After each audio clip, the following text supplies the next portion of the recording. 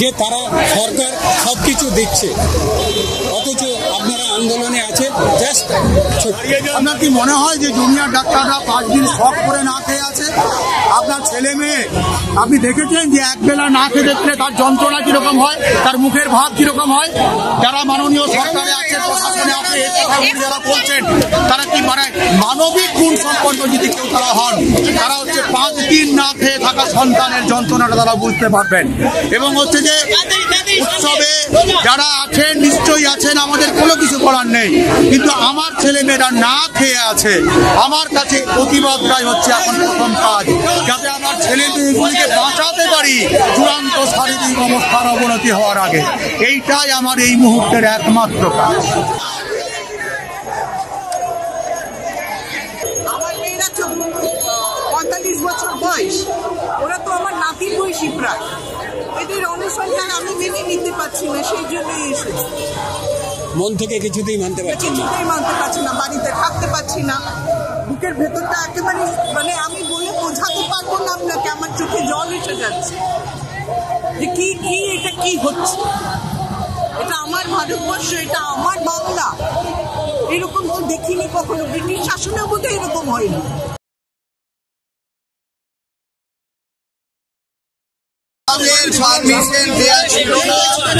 আমরা পরপর করেছিলাম, আমরা এনশিওর করেছি শান্তিপূর্ণভাবে কোনোভাবে কোনো ট্রাফিক ব্লক না করে এই মিছিলটা যাবে। এবং যারা অর্গানাইজার আছে তারা দায়িত্বশীল চিকিৎসক, তাদের সঙ্গে সাধারণ শান্তিপূর্ণ জনগণ এবং সাধারণ নাগরিক যারা এসে যুক্ত হয়েছে। এই পুজোর সময় উৎসবের যে মানুষের যে ঢল নামে সেটা আমাদের মাথায় আছে, এবং সেইটা রেখে কোথাও কোনো ট্রাফিক ব্লক না করে আমরা রাস্তার একটা ধার দিয়ে সুশৃঙ্খলভাবে যাব, এটা আমরা জানালাম পুলিশকে। পুলিশ আমাদের আলটিমেটলি বললো তাহলে ঠিক আছে, এইটুকুই বললো। আমরা হাঁটতে শুরু করার পর যারা অর্গানাইজার আছে তারা ট্রাফিক না বন্ধ করেই, ট্রাফিক কোনো ডিস্টার্ব না করেই তারা সুশৃঙ্খলভাবে মিছিল নিয়ে তারা মৌখিকভাবে অনুমতি দিলেন।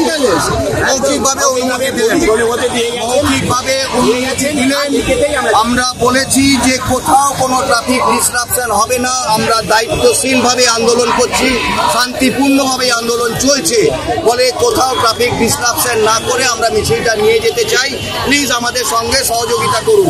পুলিশ যখন বললেন ট্রাফিক আটকাবে না, তখন উনি মৌখিক অনুমতি দিয়ে গেলেন। এই যে সুবিশাল মিছিল আছে, যে মিছিলের পুরোভাগে প্রায় আপনারাই আছেন সিনিয়র ডাক্তাররা, এদিকে সিনিয়র ডাক্তাররা ঘনহারে আজকে রিজাইন দিতে আরম্ভ করেছেন। এই অবস্থা এবং সরকার পক্ষ পুরোপুরি স্পিকটি নট, এই ব্যাপারে কোনো রকমভাবেই আপনাদের প্রতি সহানুভূতি দেখাচ্ছেন না। কি করবেন এখন? সরকার যে এটাতে সাড়া দেবেন না আমরা সেটা জানতাম, তার কারণ এই সরকারের নীতি হচ্ছে বেসরকারিকরণের নীতি। তারা আমার আপনার ট্যাক্সের পয়সায় যে সরকারি স্বাস্থ্য পরিকাঠামোর উন্নতি না ঘটিয়ে সেই পয়সা দিয়ে বেসরকারি হাসপাতাল, কর্পোরেট হাসপাতালে যাতে মুনাফা বাড়ে, সেই জন্য তারা আমার আপনার হাতে একটা করে স্বাস্থ্যসাথীর কার্ড করিয়ে দিয়েছে। তাই তারা চায় না সরকারি হাসপাতালের কোনো রকমের উন্নতি। ফলে জুনিয়র ডাক্তারদের যে দাবি 10 দফা দাবি, তার মধ্যে 9 দফাই হচ্ছে অভয়ের বিচারের দাবিটা বাদ দিলে বাকি 9 দফা দাবি হচ্ছে সরকারি স্বাস্থ্য ব্যবস্থাকে মজবুত করার দাবি। সেটাকে যারা তারা সেটা দিচ্ছেন না। তার পাশাপাশি সরকার এটাও চাই দেখছে যে এইসব জুনিয়র চিকিৎসকরা যদি ইস্তফা দিয়ে দেয়, তাহলে সরকার বরং 7 দিন বা 10 দিনের ট্রেনিং দিয়ে সিভিক ডাক্তারদের দিয়ে হাসপাতাল চালিয়ে দেবে। সরকারের এটাই হয়তো লক্ষ্য আছে, সেই জন্য সরকার উন্নতিত হচ্ছে। আমরা বাংলার মানুষ দেখছেন, তারা সিনিয়র চিকিৎসকরা ক্ষোভের কারণ তারা বুঝতে পারছেন যে তারা কোন ক্ষোভের জায়গা থেকে তারা এই চরম সিদ্ধান্ত নিতে বাধ্য হচ্ছেন, সেটা তারা দেখতে পাচ্ছেন। কিন্তু আপনাদের সিদ্ধান্তে এটা তো সরকার পক্ষে সুবিধা হতে পারে যে তারা সিভিক ডাক্তার দিয়ে, সরকারের যদি নীতি হয় যে সরকারি স্বাস্থ্য পরিকাঠামো 12টা বাজিয়ে নাটে তুলে দিয়ে বেসরকারিকরণ করছে, এটা তো আমাদের একাধিকবার চলে আসবে। আমাদের একের পর এক সম্মেলন থেকে আমরা বার্তা দিচ্ছি, এবং সেটাই যদি সরকারের সেই নীতি হয় তাহলে হচ্ছে সেই সরকার উন্নতিত হবে না। আপনাদের এই যে অন্বেষণ করছেন তাদের শারীরিক অবস্থা কি অবস্থায় আছে? অনেকের ব্লাড প্রেশার নামছে, ব্লাড সুগার নামছে, কোনো প্যারামিটার নামছে, কিন্তু এখন আপনার স্থিতিশীল রয়েছে। আমরা আশা করবো দেরি না হওয়ার আগে সরকারের নবান্ন থেকে অথবা হচ্ছে যে স্বাস্থ্য যোগাযোগ করবে এবং তাদের দাবিগুলো মেনে নেওয়া তাতে যদি কোনো রকমভাবে সাজা না দেয়, যদি এই অবস্থা চলতে থাকে, তাতে তো সরকার তো কোনো রকম যা করবে তার দায় সরকারের, সম্পূর্ণভাবে সরকার দায়ী থাকবে। আর একটা সুপ্রিম কোর্টের যে চার্জশিট এসছে, এখানে বলা হচ্ছে যে সঞ্জয় একাই নাকি দায়ী। এটাকে সব চার্জশিট এরকম নাকি বলে কোনো কথা হয় না। চার্জশিটের কপি কেউ পাননি, আপনিও পাননি, শাসক দলও পায়নি, বিরোধী দলও পায়নি, আন্দোলনরত চিকিৎসকরাও পায়নি, আর সংবাদ মাধ্যমও পায়নি। এটা সম্পূর্ণ শাসক দলের থেকে অপপ্রচার করা হচ্ছে। এটা কলকাতা পুলিশকে ক্লিন চিট দেওয়ার জন্য, তার আসলে নয়। কারণ হচ্ছে সুপ্রিম কোর্টের প্রধান বিচারপতি যিনি এবং তিন বিচারপতি বেঞ্চ তারা শিউরে উঠেছেন সিবিআই রিপোর্ট থেকে। প্রধান বিচারপতি বলেছেন ডিস্টার্বিং রিপোর্ট, তার বিচারে রিপোর্টে কি আছে সেটা না জেনে এটা শাসক দলের থেকে অপপ্রচার করছে যে হচ্ছে একা সরকারের রায় দোষী করে নাকি সিবিআই রিপোর্ট দিয়েছে। এই আপনারা চার্জশিটের কপি না দিয়ে অনুমান ভিত্তিক খবর করবেন না, এবং তার ভিত্তিতে আমরা শুনলেন একেবারে সরাসরি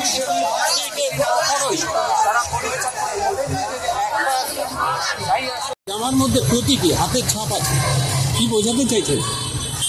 এটাই বোঝাতে চাইছি যে এই রক্তটা, এই রক্তের যে স্টেন, এটা তো রক্ত নয়, রঙের স্টেন, এটা রিপ্রেজেন্ট করছে আমাদের অভয়ার রক্তকে এবং সারা বাংলার মানুষের রক্তকে, যে রক্ত প্রতিদিন ঝরছে শাসকের কোনো কিছু পদক্ষেপ না নেওয়ার জন্য, এবং যে অরাজকতা চলছে সেই অরাজকতার জন্য যে রক্ত ঝরছে প্রতিটা মুহূর্তে, সেই রক্তটাই রিপ্রেজেন্ট করছে এই দাম।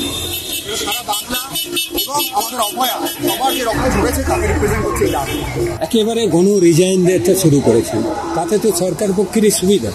সরকার যে সিভিক ডাক্তার দেওয়ার পরিকল্পনা করেছিলেন, তার এক ধাপ তো আপনারাই সুবিধা করে দিলেন কি? আমি জানি না হঠাৎ করে সিভিক ডাক্তারের প্রশ্নটা এলো কোথা থেকে। এরকম কিছু কোনো ক্যাডার আছে বলে তো আমার জানা নেই।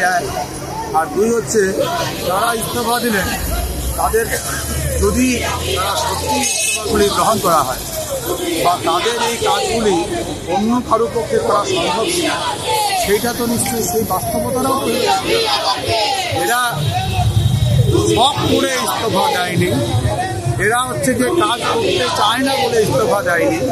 এরা ইস্তফা দিয়েছে একটা প্রতিবাদ জানানোর জন্যে, ক্ষোভ জানানোর জন্যে।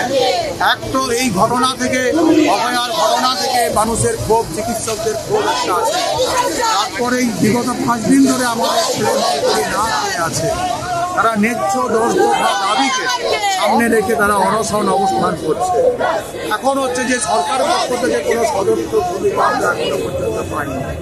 যদি অবিলম্বে সরকার হচ্ছে যে প্রশাসন যদি তাদের 10 দফা দাবিটাকে মেনে নিয়ে তাদেরকে স্বাভাবিক জীবনে না ফেরান, আমরা আশঙ্কা করছি প্রতিটি মিনিটে তাদের শারীরিক অবস্থার অবনতি হতে পারে এবং প্রতিটি ঘন্টায় ইঞ্চি ইঞ্চি করে তারা হচ্ছে যে একটা খারাপ পরিণতি হতে পারে। এই অবস্থাকে আটকাতে পারেন একমাত্র সরকার, একমাত্র প্রশাসন। এদের কিছু হলে তাই একমাত্র তারাই থাকবে এবং এইটাকে এই দিকে সরকারের প্রশাসনের নজর নিয়ে আসার জন্যে সিনিয়র চিকিৎসকরা মাস এডুকেশন দিচ্ছেন। কেউ হচ্ছে যে যারা প্রাইভেট প্র্যাকটিস করেন, শুধুমাত্র আর্জিকর মেডিকেল কলেজ না, অন্য মেডিকেল কলেজের শিক্ষক চিকিৎসকরা করছেন এবং যারা প্রাইভেট প্র্যাকটিস করেন তাদেরও একটা বড় অংশ তারা অন্যরকম আন্দোলনের পরিকল্পনা করছেন। সবটাই হচ্ছে যে সব করে নয়, আন্দোলন করার জন্য নয়, কাউকে বিপদে ফেলার জন্য নয়, সরকারের দৃষ্টি আকর্ষণ করার জন্য যে একটা কোনো ভয়ঙ্কর কিছু ঘটনা ঘটে যাওয়ার আগে আপনারা অবিলম্বে সদর্থক পদক্ষেপ গ্রহণ করে আমাদের ছেলেমেয়েদের স্বাভাবিক জীবনে ফেরার সুযোগ। কিন্তু সরকার পক্ষ বলছেন আমরা সব কাজ যা দাবি করা হয়েছে সব দাবি আমরা মেনে কাজ করছি, তারপরেও এই আন্দোলন করছেন। এর দায় যদি কিছু হয় বা এই যে জুনিয়র ডাক্তাররা অনশন করছেন যদি কিছু হয় তার দায় ওনাদেরই। আপনারা ভালোভাবেই জানেন যে এই এতদিন ধরে যে আন্দোলনগুলি চলছে, যে দাবিগুলি ছিল, সেই দাবিগুলি থেকে সরকার পক্ষ একটি কাজ করেছে, সেটি হচ্ছে যে কয়েকটি মানুষকে এক চেয়ার থেকে অন্য চেয়ারে সরিয়েছে। এই কসমেটিক চেঞ্জ ছাড়া আমরা কোনো পরিবর্তন এখনো পর্যন্ত দেখতে পাচ্ছি না। তাদের সুরক্ষার জন্য মহামান্য সুপ্রিম কোর্টের যে নির্দেশ ছিল সে কাজ যে হয়নি সেটা রাজ্য সরকার সুপ্রিম কোর্টে স্বীকার করেছে এবং তারপরেও এই শাসক দলের বিভিন্ন নেতা, মন্ত্রী, এমএলএ প্রত্যেক দিন তারা উস্কানি দিয়েছে। তারা চিকিৎসকদের বিরুদ্ধে জনগণকে তারা হচ্ছে যে প্ররোচনা দিয়েছেন এবং তার ফলে হচ্ছে একটার পর একটা জায়গায় সাগরপত্রে বলুন, ন্যাশনালে বলুন, রামপুরহাটে বলুন, গতকাল রায়গঞ্জে বলুন, সমস্ত জায়গায় চিকিৎসক স্বাস্থ্যকর্মীরা আক্রান্ত হচ্ছে। এবং এই সমস্ত কিছুতে আমরা দেখলাম যে আমাদের রাজ্য সরকারের কৌঁসুলি হেলথ সেক্রেটারির উপস্থিতিতে আমরা সুপ্রিম কোর্টে দেখেছি তিনি ঠাকুর দত্তের দুঃখজনক মৃত্যু নিয়ে মিথ্যা ভাষণ করেছেন। তাহলে এই ঘটনাগুলি কি প্রমাণ করে যে রাজ্য সরকার সব কিছু করছেন? এটা প্রমাণ করে না। এবং হচ্ছে তার সঙ্গে হচ্ছে যে এই যে গণতান্ত্রিক উপায়ে মানুষের যে মিছিল করার যে অধিকার, সেই অধিকারটাকে যেভাবে পুলিশ প্রশাসন থেকে প্রতিনিয়ত বাধা দেওয়া হচ্ছে, এমনকি অনশন মঞ্চে সেখানে জল যেতে দেওয়া হচ্ছে না, তক্তপোষ নিয়ে যাওয়ার জন্যে, এমনকি টয়লেট রাখার জন্যে সেখানে প্রতি মুহূর্তে প্রশাসনের তরফ থেকে বাধা সৃষ্টি করা হচ্ছে। এটা কি প্রমাণ করে যে আমরা একটা গণতান্ত্রিক পরিসরের মধ্যে আমরা বেঁচে আছি? এটা প্রমাণ করে না। অতএব তাদের গণতান্ত্রিক পরিবেশ ফেরানোর জন্যে থ্রেড কালচার, সিন্ডিকেট, দুর্নীতির যে আঁতুর ঘরগুলি, medical council, health recruitment board, এগুলিকে ভেঙে দেওয়ার জন্যে, ক্যাম্পাসে গণতন্ত্র ফেরানোর জন্যে, রোগীদের জন্যে কোথাও বেড এবং কীভাবে ভর্তি হবে এর একটা স্বচ্ছ ব্যবস্থাপনার জন্যে, এবং হচ্ছে যারা যারা ওই আরেকটা দাবি অভয়ার বিচারের দাবিকে 1 নম্বরে রেখেছে, যারা যারা এই ঘটনার সঙ্গে যুক্ত ছিলেন, যারা হচ্ছে যে প্রত্যক্ষভাবে তথ্য প্রমাণ লোপাটে, আমাদের সেটা হচ্ছে যে মাননীয় হেলথ সেক্রেটারির বিরুদ্ধে অভিযোগ উঠেছে তিনি মহামান্য সুপ্রিম কোর্টে তাকে মিথ্যা ভাষণ করেছেন। তারা ন্যায়সঙ্গতভাবে ন্যায্যত তারা সবাই দাবি করেছে হেলথ সেক্রেটারির অপসারণ। এই দাবিগুলিকে রাজ্য সরকার যদি মেনে না নেন, উপযুক্ত পদক্ষেপ না নেন, তাহলে তারা কোনো কিছু করেছেন সেটা প্রমাণ হয়। আজ পঞ্চমী, লোকের কাছে ভুল বার্তাও যাচ্ছে, আপনাদের থেকে না, সরকার যেভাবে ছড়িয়ে দিয়েছে তাতে আমি যে কথাটা বললাম একটু জনগণের উদ্দেশ্যে কি বলবেন? মিছিলে পর হাঁটছে, যদিও খুব আনন্দদায়ক নয়, 3 দিন হয়ে গেল, এখনো পর্যন্ত সরকারের দিক থেকে আস্তে আস্তে করে আপনারা ভালোভাবে জানেন যে কি ডিটেরিয়েট হতে পারে শরীরে। প্রথমত জিজ্ঞাসা করি তারা কি অবস্থায় যাচ্ছে?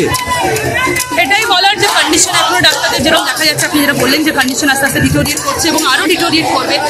তারপরেও এতবার করে রিকোয়েস্ট করার পরেও এতবার করে আমরা জানিয়েছি যে আমাদের কী কী ডিমান্ড, কিন্তু কোনো রকমভাবে সরকারের তরফ থেকে কোনো সদর্থক আমরা বার্তা পাইনি এখনো অবধি। তাদের যে কোনো রকম সদিচ্ছা আছে আমাদের দাবি মেনে নেওয়ার প্রতি, সেরকম আমরা কিছু করতে পারছি না। তো সেই ক্ষেত্রে এটাই মেনে নিতে হবে যে আমাদের এই স্ট্রাইক চলবে, হাঙ্গার স্ট্রাইক অনশন চলবে এবং আন্দোলন আরও তীব্রতর হবে। যেভাবে আমরা আজকে রাজপথ দখল করেছি, পঞ্চমীর দিন এরকমভাবে আমরা বারবার করে রাজপথ দখল করি। সরকার ধীরে ধীরে একেবারে আপনাদের ইগনোর করতে আরম্ভ করেছে, কোনো রকমভাবে আর আলোচনার রাস্তা খোলা রাখছেন না। এটুকুই বলার, দেখুন আমরা আমাদের তরফ থেকে যতটা চেষ্টা করার করে যাবো লাস্ট মোমেন্ট অবধি, ততক্ষণ আমাদের ভাই হচ্ছে আমরণ অনশন। আমরণ অনশন মানে যতক্ষণ মৃত্যু হচ্ছে ততক্ষণ অবধি আমরা এরকমভাবেই অনশন চালিয়ে যাবো এবং বাকিরা আমরা যারা আছি তারা ডিউটির সাথে সাথে আমরা আজকে অনশন করছি। আপনারা জানেন আমরা ডাক্তাররা এখন অবধি 12 ঘন্টার ভিড় অনশনও শুরু করেছি আমাদের বিভিন্ন হসপিটালে। তো চালিয়ে যাবো, আমরা আমাদের আন্দোলন আরও তীব্রতর করবো যতক্ষণ আমাদের দাবি পূরণ হচ্ছে। সিনিয়র ডাক্তাররা পদত্যাগ করতে রিজাইন দিতে আরম্ভ করেছেন। সিনিয়র ডাক্তাররা আমাদেরকে সলিডারিটি জানানোর জন্য এবং আমাদের পাশে থাকার জন্য এই কাজটা করেছে এবং দেখা যাক সেটা মাননীয় কথা মেনে নেয় এবং সেটার জন্য যদি কোনো রকম স্টেপ নেন তারা, তাহলে